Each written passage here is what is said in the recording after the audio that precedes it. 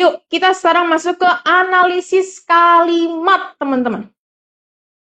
Ini perlu kita ketahui bersama ya, teman-teman ya. Perlu diklirkan di awal.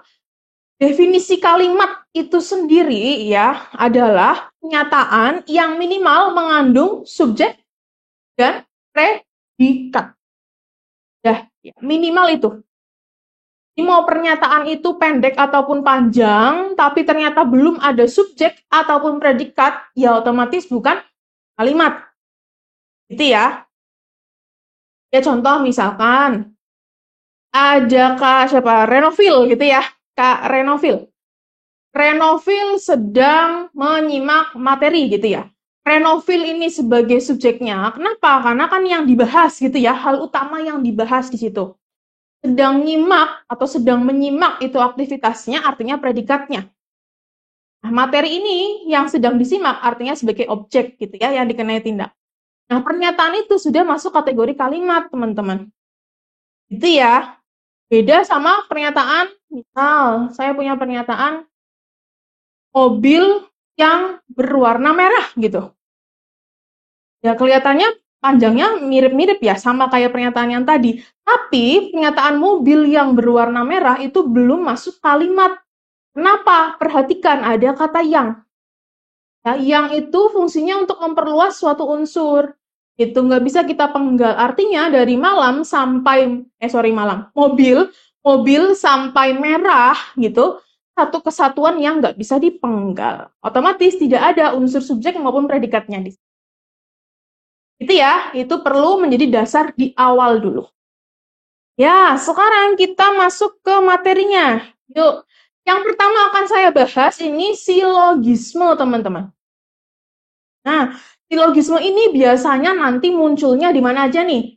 Bisa di rekrutmen CPNS. Gitu ya. Terus misalkan teman-teman ikutan psikotes atau tes potensi akademik. Nah, itu juga ada ya materi silogisme atau istilah lainnya penalaran deduktif atau deduksi. Oke. Nah, dalam tes silogisme ini ya nanti kita diminta untuk menyimpulkan. Enak kan? Hanya menyimpulkan, teman-teman. Nah, menyimpulkan dari 2 atau lebih pernyataan yang tersaji. Gitu ya. Nah, saya punya contoh. Oke. Contohnya di sini ada 2 premis atau 2 pernyataan. Ya, premis pertama, jika hari ini terjadi badai, maka saat perbelanjaan tutup. Pernyataan yang kedua, jika pusat perbelanjaan tutup, maka jalanan menjadi sepi. Nah, dari 2 pernyataan ini, oke, kita simpulkan, teman-teman. Ada triknya. Oke, triknya apa? Coba perhatikan dari 2 pernyataan itu, ada kan ya pernyataan yang sama ya, atau yang diulang. Nah, kata frasa yang terulang. Oke, kita lihat di sini. Oh, ada ini ya setelah kata maka. Pusat perbelanjaan tutup. Nah, di sini juga pusat perbelanjaan tutup. Nah, itu bisa kita coret atau eliminasi. Tujuannya supaya nggak redundan. Ya, saya tulis ya. Biar tidak redundan. Nah, redundan itu nggak boleh. Ya, bikin kesimpulannya nggak efektif. Oke? Nah, kalau udah dicoret, otomatis nggak perlu muncul lagi di kalimat simpulan. Ya, sekarang tinggal kita simpulkan pernyataan yang tersisa apa. Jika hari ini terjadi badai, maka jalanan jadi sepi. Oke, yang mana ini? Kita lihat. Oke, jika hari ini terjadi badai, maka jalanan jadi sepi. Itu ada di opsi Bravo. Garansi, kamu mau lolos SKD seperti mereka? Ikuti Super Intensif SKD CPNS dan Sekolah Kedinasan offline dan online bersama Profesional by Bimbel YEC.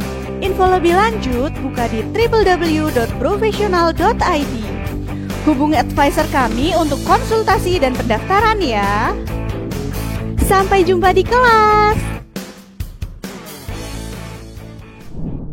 Oke, silakan kerjakan latihan soal pertama untuk silogisme.